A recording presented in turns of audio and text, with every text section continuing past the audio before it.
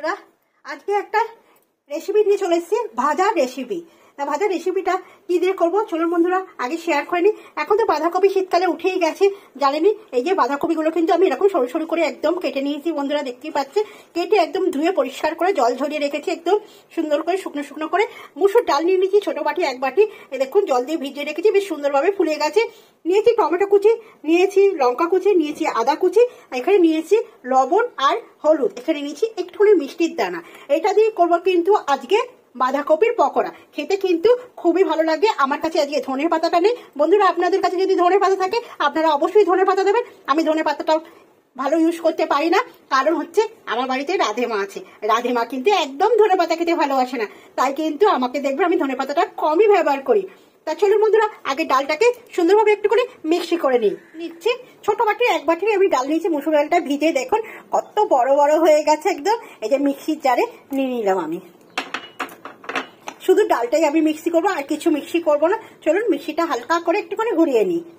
দেখুন ডালটা বেশ সুন্দরভাবে মিহি করে নিয়েছি, কিন্তু ডাল বাটাটা আমি কিন্তু একদম এর মধ্যে বাঁধাকপির মধ্যে দিয়ে দেবো সুন্দরভাবে। আর ডালটা কিন্তু একটু মিহি করেই বাটবো বন্ধুরা। আমার চালগুঁড়িটা দেখানো হয়নি, এই যে নিয়ে নিয়েছি চালগুঁড়ি। চালগুঁড়িটা দিলে কি হবে, সুন্দর একটা মুচমুচে ভাব আসবে বন্ধুরা। এই যে চালগুঁড়িটা দিয়ে দিলাম পরিমাণ মতন, দেবো হলুদ আর লবণ পরিমাণ মতন। শীতকালে কিন্তু এই ভাজাগুলো খেতে কিন্তু খুব খুব ভালো লাগে। আর দেব হচ্ছে আদা কুচি, আর হচ্ছে লঙ্কা কুচি, আর টমেটো কুচি দিয়ে দিলাম।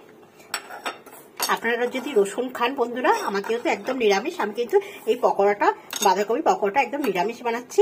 আর আপনারা যদি রসুন খান এখানে কিন্তু ছোট ছোট করে রসুন কুচিও দেবেন।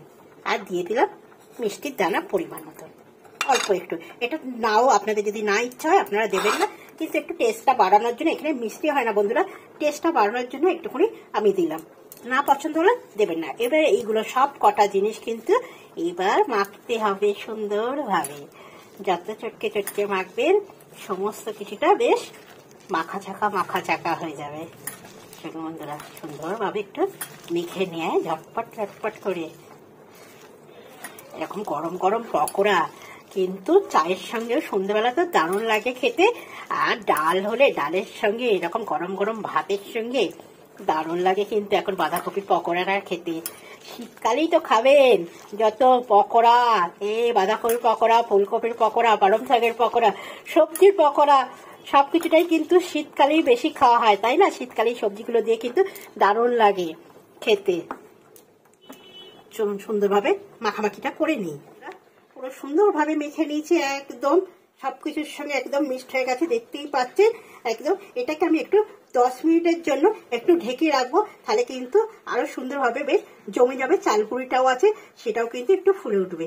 চলো বন্ধুরা 10 মিনিটের জন্য আমি একটু ঢাকা দিয়ে রাখবো, তারপরে কিন্তু গরম গরম ভাজতে শুরু করে নিই।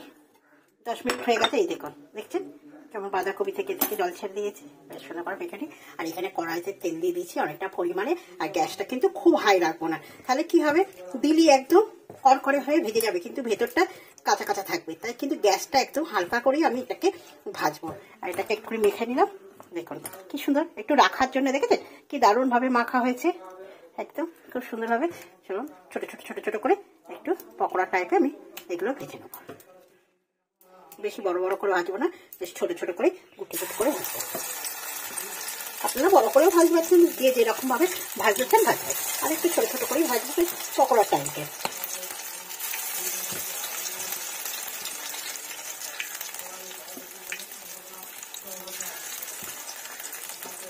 শীতকালে কিন্তু দেখবেন ভাজা ভুজি, কোথাও বেড়াতে যাওয়া, এগুলো কিন্তু শীতকালে বেশ ভালোই হয়, কোনো কষ্ট হয় না। গরমকালে যেটা খাওয়া যায় না সেটা আপনি কিন্তু শীতকালে খেতেই পারেন।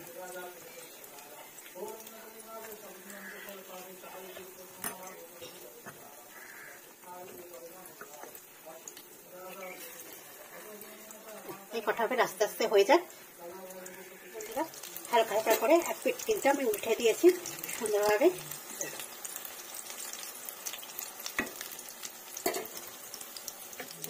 যেগুলো হয়ে গেছে সেগুলো আমি আগে খুলে দিই।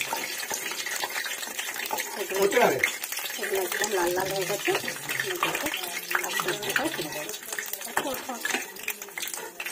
ঠান্ডা দিয়ে ভালো হতো। কেন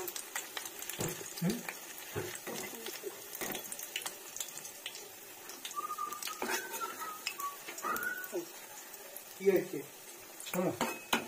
দিকে খোলা ছাড়া এটা দিয়ে করছে। এখানে আমার কোপার মাধ্যমে খাওয়া দুপুরে সাজানো হয়ে গেছে। এই যে মুসুর ডালের ধোকা করেছি, বাঁধাকপি করেছি, আর এটা পকোড়া করলাম। এটাই আছে আমার দুপুরবেলার খাওয়া দাওয়া। আর এখানে আছে শশা। চলুন দাদাভাই খেতে দিয়ে দিই। আর নাম নিয়ে যাও, আনাগো নিয়ে নাও।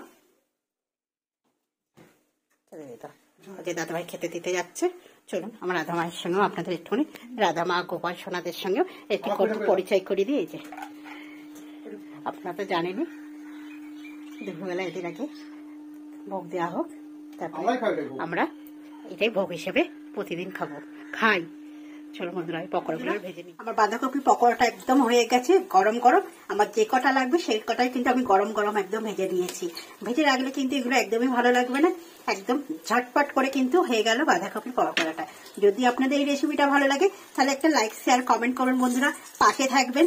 শুভ দুপুর, সবাই ভালো থাকবেন, সুস্থ থাকবেন।